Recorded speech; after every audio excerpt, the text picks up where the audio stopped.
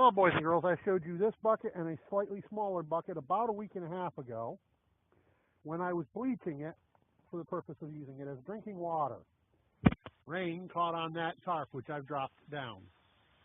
Well, for the last week and a half, it plummeted to 30 or below, below freezing for 2 days, which we had a 47 and a 51 reading for.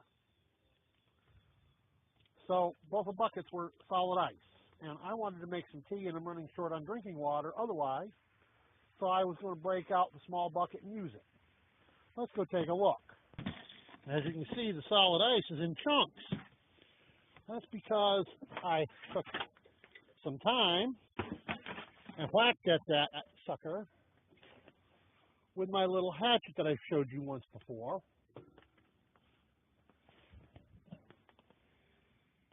And it's now filling these two pots to become water again instead of ice.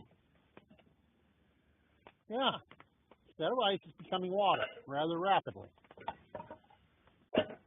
Why? Well, because this is how I make my tea. Black tea I prefer, thank you very much. But I got to make it back into water and get it up to boiling first.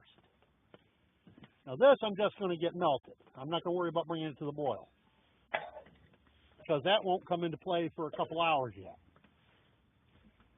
But this one I want to come to a boil, and I want my tea down there to finish getting hot. Last of the black tea I had made up.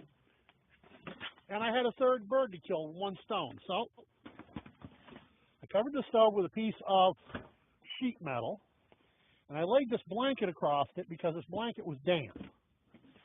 I had it hanging outside under that other tarp, but it wasn't drying as well as I would like. So I folded it up, I put it on that sheet metal, and it's like a hot ironing board.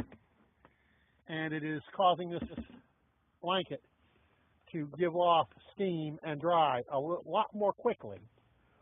Plus, it gives me a place over here to put my hands to warm them up on each end.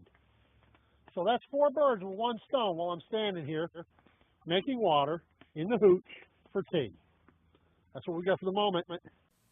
By the way, don't forget to